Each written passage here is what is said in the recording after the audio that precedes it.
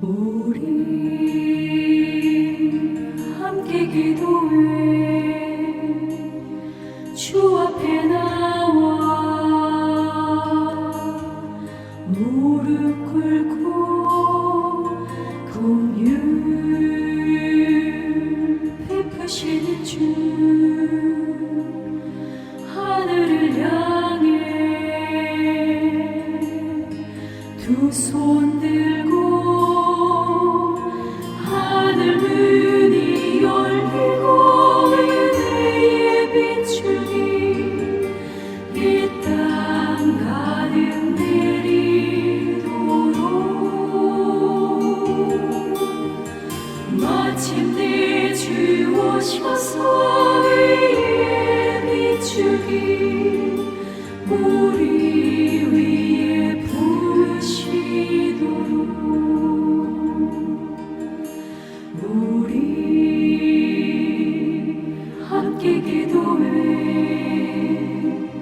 주 앞에 나와 무릎 꿇고 긍휼 베푸시는 주 하늘을 향해 두 손 들고 하늘 문이 열리고 은혜의 비추기 이 땅 가득 내리도록 마침내 주 오셔서 의의 비추기 우리 위에 부으시도록 하늘 문이 열리고 은혜의 비추기 이 땅 가득 내리도록 마침내 주 오셔서 의의 비추기 우리 위에 부으시도록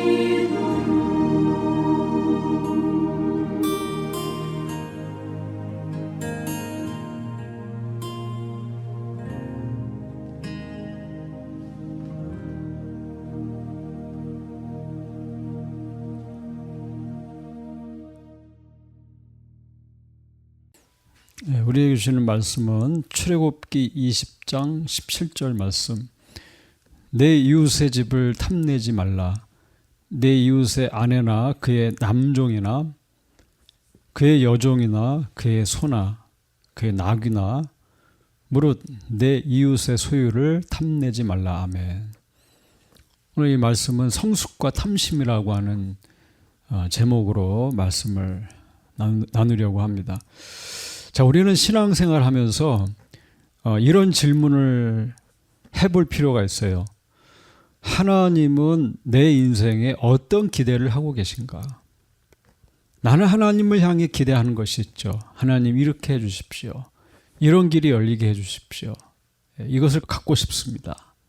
마치 어린아이가 아버지께 때를 쓰듯이 우리가 요구하는 게 있습니다. 그런데 하나님은 나에게 어떤 expectation을 갖고 계시는가?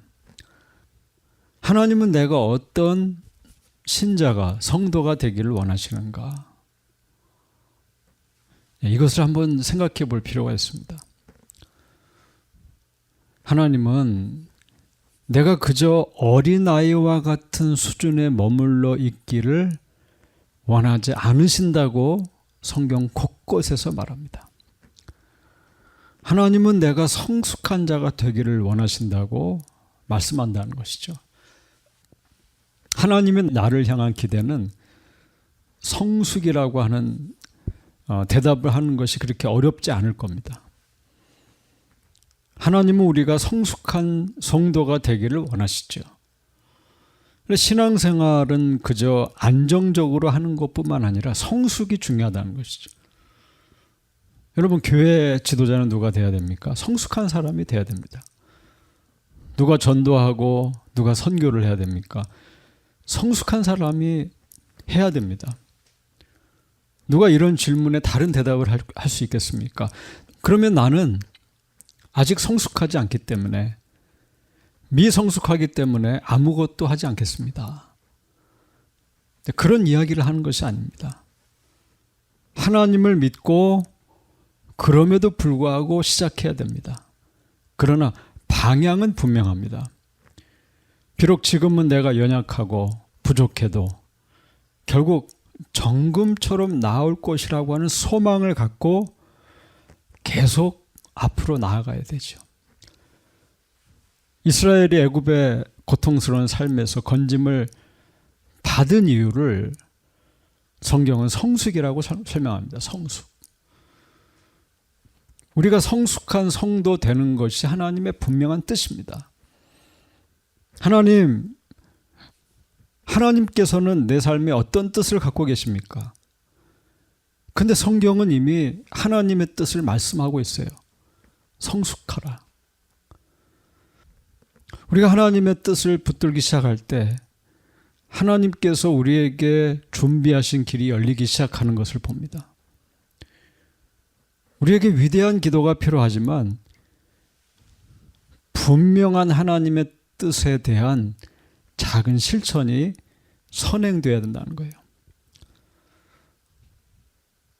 출애굽기 19장 5절에서 6절 말씀을 보면 하나님께서 이 계명을 주신 말씀을 주신 이유가 나타납니다.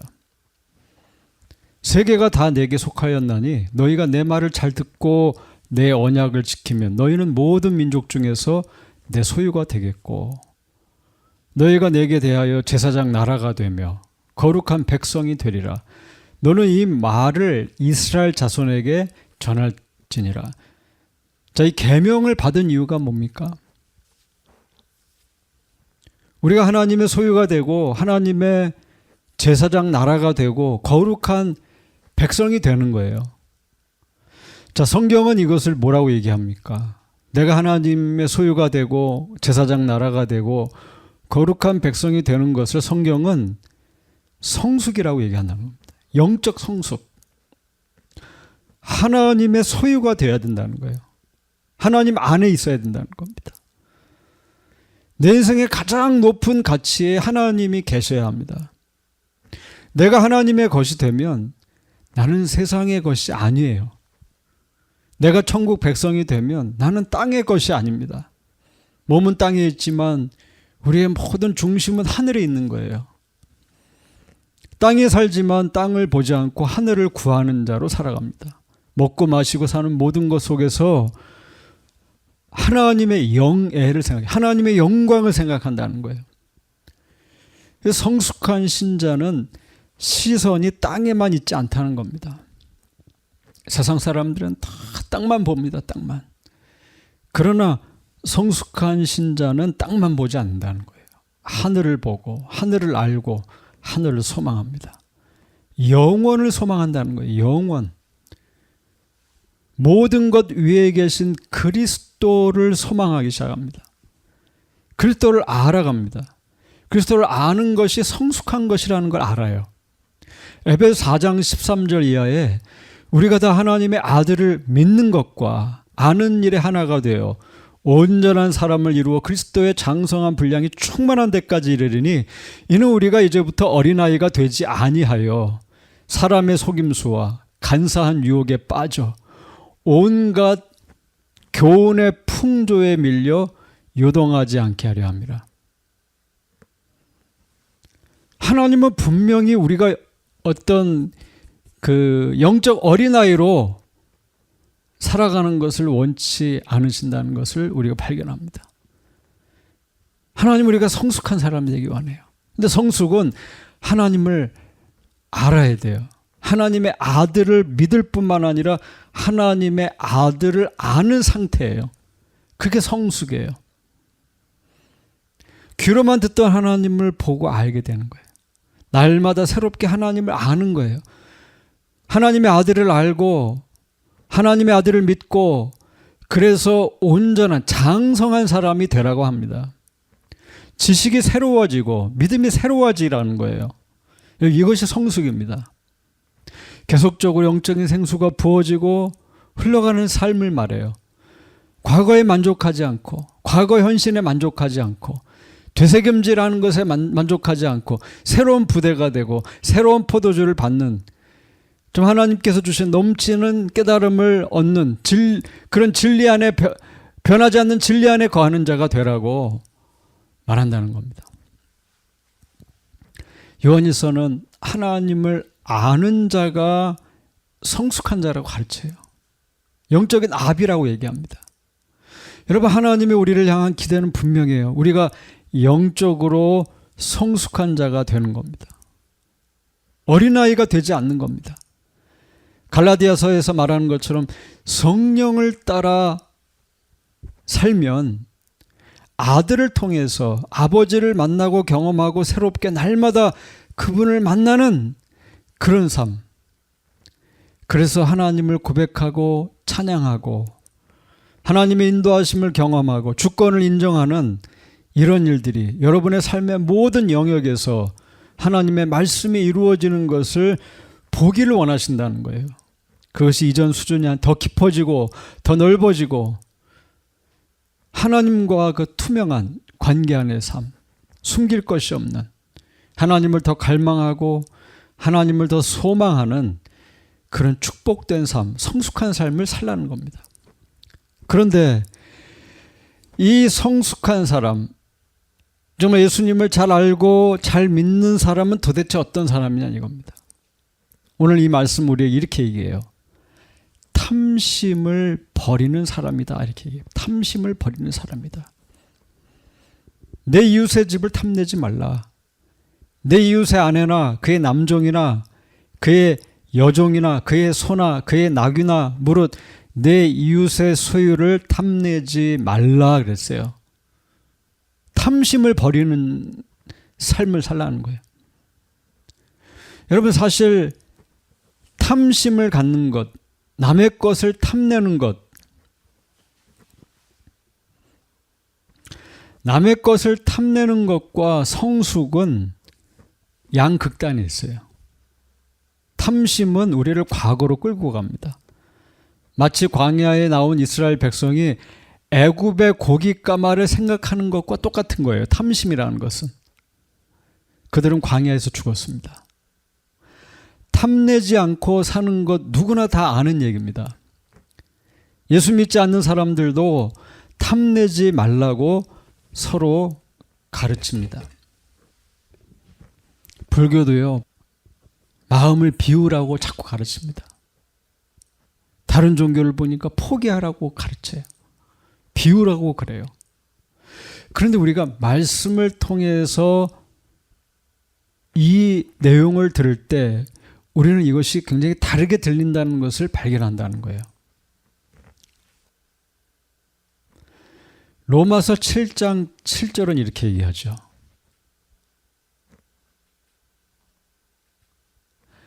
그런즉 우리가 무슨 말을 하리요? 율법이 죄냐? 그럴 수 없느니라. 율법으로 말미암지 않고는 내가 죄를 알지 못하였으니 곧 율법이 탐내지 말라 하지 아니하였더라면 내가 탐심을 알지 못하였으리라. 우리는 말씀을 대면할 때 비로소 무엇이 잘못된 것인가, 무엇이 죄악인가, 무엇이 탐심인가, 이걸 알게 돼요. 그저 알던 것이 아니에요. 내 속에 숨어있던 탐심을 깨닫게 됩니다. 그리고 새롭고 산 길로 가게 돼요. 이런 은혜와 축복이 우리에게 있기를 바라는 겁니다. 야고보서 1장 14절 이하 이렇게 말하죠. 오직 각 사람이 시험을 받는 것은 자기 욕심에 끌려 미혹됨이니 욕심이 잉태한 즉 죄를 낳고 죄가 장성한 즉 사망을 낳느니라. 내 사랑하는 형제들아 속지 말라. 온갖 좋은 은사와 온전한 선물이 다 위로부터 빛들의 아버지께로부터 내려오나니 그는 변함도 없으시고 회전하는 그림자도 없으시니라. 성경은 인간이 사망하는 원인을 욕심이라고 했어요. 죽는 이유가 뭐예요? 욕심부리다 죽었다는 거예요. 자기 욕심이 우리를 시험으로 끌고 갑니다. 욕심에 빠지면 미혹됩니다.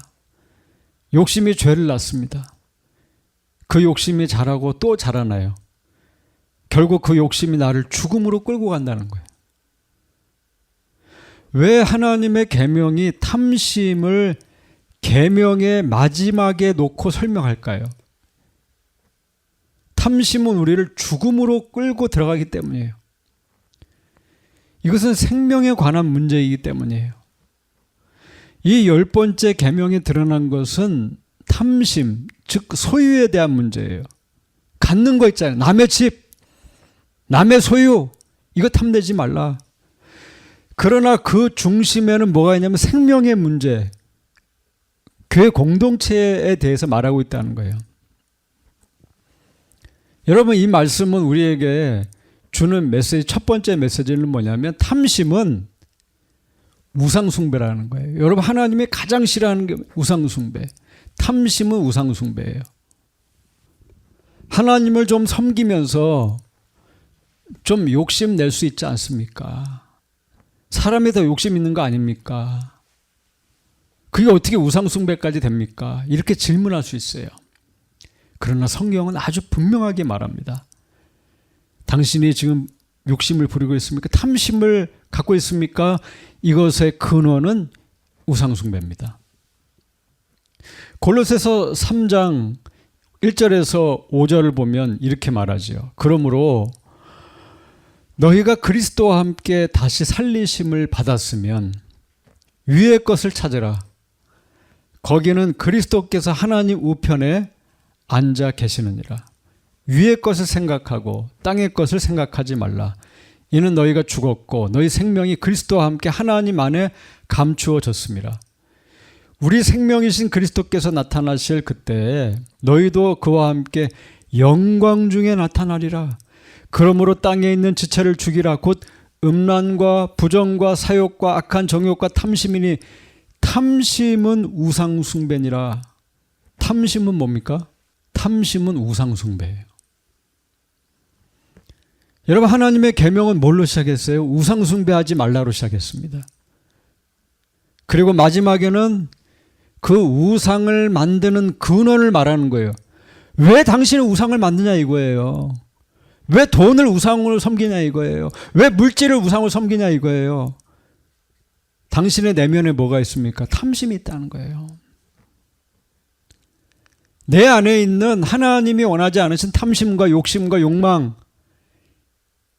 그것이 우상숭배에 빠지게 하는 근원적인 이유라는 거예요.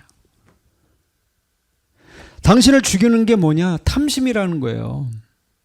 탐심으로부터 나와라 그거예요. 우리를 가장 곤욕스럽게 하는 게 뭐냐면 탐심이에요. 욕심. 내가 해결해야 되는 근원적인 문제는 밖에 있지 않아요. 내가 뭐가 좀 없어서 꼬인 게 아니에요. 내가 능력이 안 돼서 꼬인 게 아니에요. 그 사람 때문에 꼬인 게 아니에요. 내가 가지지 못하고 충분하지 못하기 때문에 힘든 게 아니에요. 나를 괴롭히는 가장 근원적인 문제는 뭐예요? 욕심이에요. 욕심. 탐심. 여기서 나오지 못하면 우상을 섬기는 삶을 살 수밖에 없다는 거예요. 여러분, 왜 가나안에 들어간 이스라엘이 하나님을 떠나고 우상숭배에 빠집니까? 잘 살아보세요 하다 그렇게 하는 거예요. 잘 살아보세요. 땅에 붙들려 있는 거예요. 자기 이익 때문에 더 가지려고 하는 거예요. 풍년을 위해서 비가 내려야 되잖아요. 바알을 구하다 넘어지는 거예요. 이 땅에서 잘 살려고 아둥바둥 하다가 나도 모르게 우상을 들여오는 거예요. 성경은 이런 당연하다라고 생각하는 것에서 우상숭배가 온다는 거예요. 여러분, 성도는요, 땅에 집착하는 사람이 아니에요. 그리스도와 함께 그리스도 안에 감추어진 존재예요. 땅에 살지만 위의 것을 찾는 자다. 여러분, 하나님 우리에게 데일리 브레드를 주는 분이에요. 예수님은 그것을 구하라고 하셨어요. 내가 욕심 부린다고 더 얻게 되고 더 먹게 되는 게 아니에요. 우상이 줄 수 있는 것도 없어요. 여러분의 인생을 여러분 자신이 책임지는 게 아니에요. 하나님이 책임지시는 거예요. 하나님이 주시고 하나님이 필요를 아시고 하나님이 먹이시고 하나님이 입히신다는 거예요. 하나님의 섭리를 알고 하나님의 기쁘신 뜻을 알고 하나님을 기쁘시게 해드리는 삶을 살라는 거예요. 하나님이 주시는 거 먹고 살라는 거예요.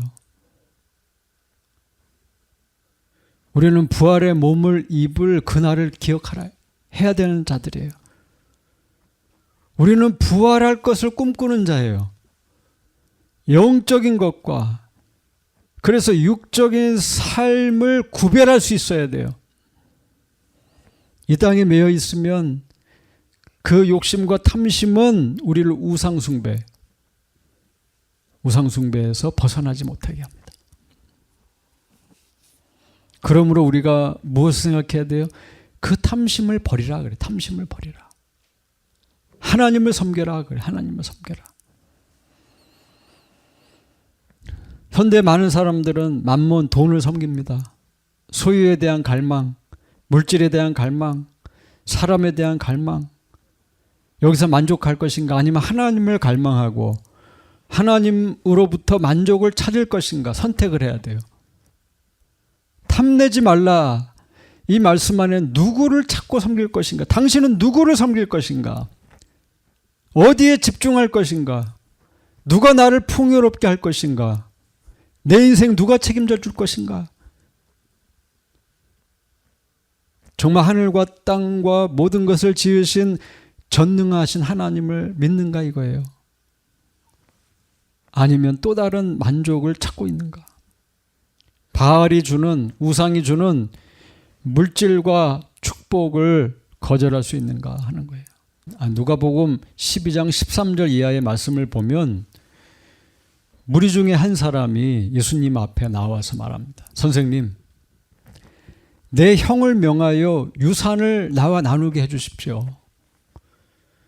그는 자기가 생각하는 공정한 분배를 위해서 간구한 거예요. 그때 예수님께서 뭐라고 하십니까? 나는 재판관 아니다. 나는 물건을 나누어 주는 자가 아니다. 삶과 모든 탐심을 물리쳐라. 사람의 생명이 그 소유에 넉넉한 데 있지 않다. 이 사람은 공정한 소유 분배를 원했어요. 경제적 축복을 구했어요. 그런데 예수님은 뭐라고 하셨습니까? 탐심을 버려라 그랬어요. 그리고 예수님께서 누가복음 12장 16절 이하에 비유를 말씀하시는 거예요. 또 비유로 그들에게 말하여 이르되 한 부자가 그 밭에 소출이 풍성함에 심중에 생각하여 이르되 내가 곡식 쌓아둘 곳이 없으니 어찌할까 하고 또 이르되 내가 이렇게 하리라. 내 곡간을 헐고 더 크게 짓고 내 모든 곡식과 물건을 거기 쌓아두리라. 또 내가 내 영혼에게 이르되 영혼아 여러 해 쓸 물건을 많이 쌓아두었으니 평안히 쉬고 먹고 마시고 즐거워하자 하리라 하되 하나님은 이르시되 어리석은 자요 오늘 밤에 네 영혼을 도로 찾으리니 그러면 네 준비한 것이 누구의 것이 되겠느냐 하셨으니 자기를 위하여 재물을 쌓아두고 하나님께 대하여 부유하지 못한 자가 이와 같으니라 했어요. 사람들은 자기의 소유의 양 얼마나 돈을 많이 갖고 있는가 이것을 근거로 뭐를 찾아요? 내 영혼의 평안과 내 영혼의 즐거움을 그것으로 가져오려고 해요. 돈이 많으면 내 영혼도 편안할 거라고 생각한다는 거예요. 그래서 계속 어떻게 합니까? 그걸 쌓으려고 합니다. 평생 그렇게 살아요. 그리고 더 크게 더 넓게 곡간을 짓고 채우려고 합니다. 실제로 이렇게 되면 어떻습니까? 넉넉하면 배부르고 뭔가 뿌듯하잖아요. 믿을 구석이 생기잖아요. 그런데 하나님께서 그런 사람에게 그런 꿈을 꾸고 있는 그 사람에게 어리석은 자여 하셨다는 거예요. 그 밤에 너의 영혼을 도로 찾아가시고 그의 수고한 소유는 남의 것이 되게 되어버린다는 겁니다. 자기를 위하여 재물을 쌓는 것은 하나님에 대하여 부요하지 못한 것이라고 말하는 거예요. 그러므로 예수님께서 말씀하시기를 모든 탐심을 물리치라 소유에 넉넉함에는 생명이 없다 그랬어요. 생명이 없다 무슨 말입니까? 영원하지 않다는 거예요. 그게 길 수가 없다는 거예요.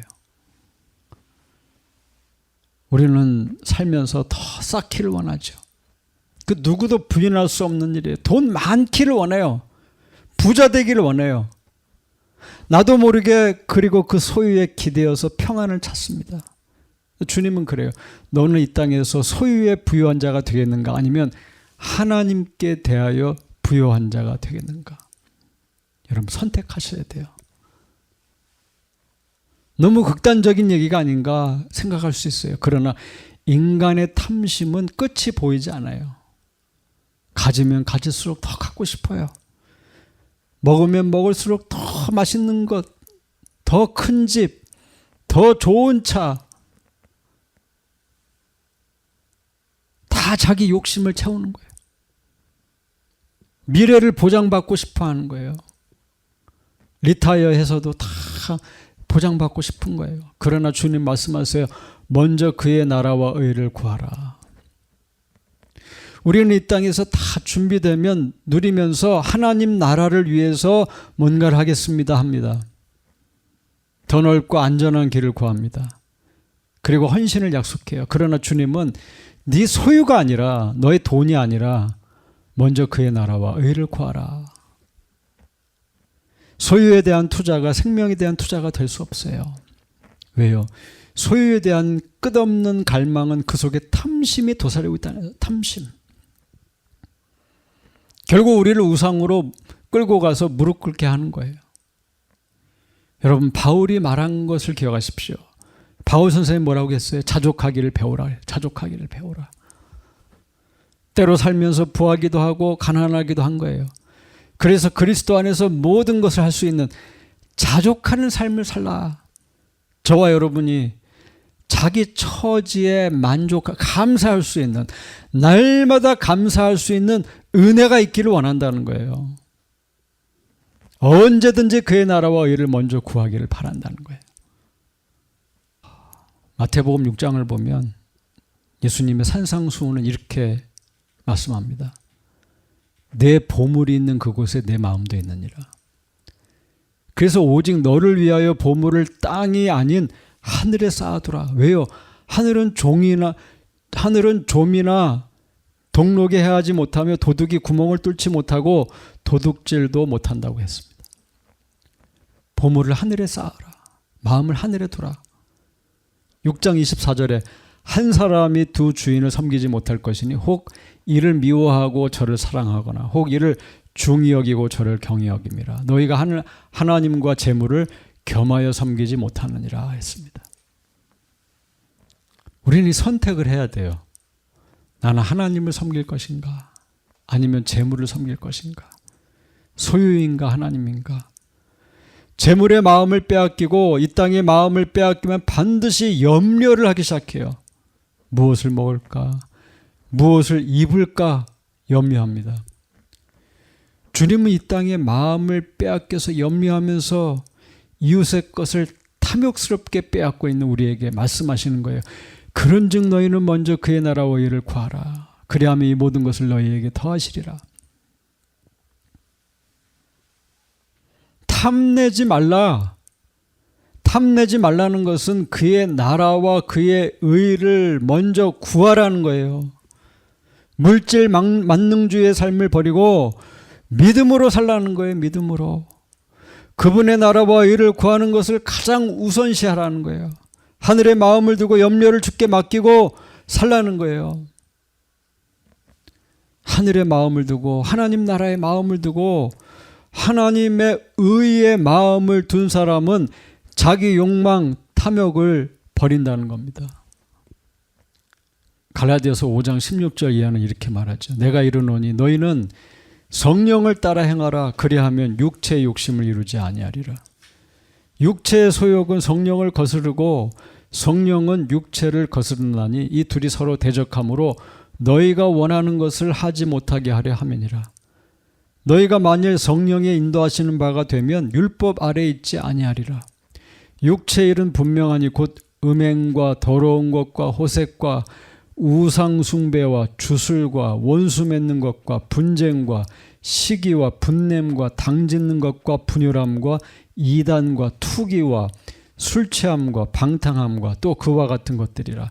전에 너희에게 경계한 것 같이 경계하노니 이런 일을 하는 자들은 하나님의 나라를 유업으로 받지 못할 것이요 오직 성령의 열매는 사랑과 희락과 화평과 오래 참음과 자비와 양성과 충성과 온유와 절제니 이 같은 것을 금지할 법이 없느니라. 그리스도 예수의 사람들은 육체와 함께 그 정욕과 탐심을 십자가에 못 박았다고 했어요. 여러분, 탐심을 이기는 길은 하나예요. 성령을 따라 사는 거예요. 성령의 열매가 나타나야 돼요. 그러면 내 욕망은 절제가 된다는 거예요. 성령을 따라 사는 사람들은 육체를 십자가에 못 박고 정욕도 탐심도 십자가에 못 박았다 그랬어요. 키가 뭐예요? 성령을 따라 사는 거예요. 성령을 따라. 성령이 나를 지배하지 않으면 나도 모르게 탐심을 부린다. 남의 것을, 남의 소유에 눈이 빼앗기고 마음이 빼앗겨서 우상숭배에 빠지는 인생 산다는 겁니다. 오직 저와 여러분이 하나님만 섬기는 지조 있는 그런 성도가 되기를 바랍니다. 마지막으로 이 계명은 이웃사랑 말하는 거예요. 이웃사랑. 내 이웃의 집을 탐내지 말라. 내 이웃의 아내나 그의 남종이나 여종이나 그의 소나 낙이나 무릇 이웃의 소유를 탐내지 말라 그랬어요. 내 형제와 내 형제 아내와 소유와 재산 나는 지켜줄 수 있는가 이거예요. 여러분, 교회는 뭐예요? 교회는 운명 공동체예요. 교회는 가정과 같은 거예요. 하나님 나라에 속한 운명이에요. 우리가 하나님 앞에 섰을 때 하나님은 우리에게 어떤 질문하십니까? 너 얼마나 편안하게 살았냐? 너 얼마나 안락하게 살았냐? 너 얼마나 유명한 사람이었냐? 너 얼마나 지위가 높았고 명예를 갖고 있는 사람이었느냐? 이런 질문 하나님은 안 하십니다. 하나님과 관심이 없으세요. 오히려 너 하나님 말씀에 순종했느냐 이거예요. 너 하나님을 사랑하고 이웃 사랑하기를 내 몸과 같이 했느냐? 예수님을 위한 열심히 있었느냐라고 질문하신다는 거예요. 여러분, 이 거룩한 날, 오늘 이 말씀은 땅을 보지 않고 하늘을 보라고 얘기합니다. 하늘을 봐라. 내 욕심을 따라 살지 말고 하나님 나라를 구하라는 거예요.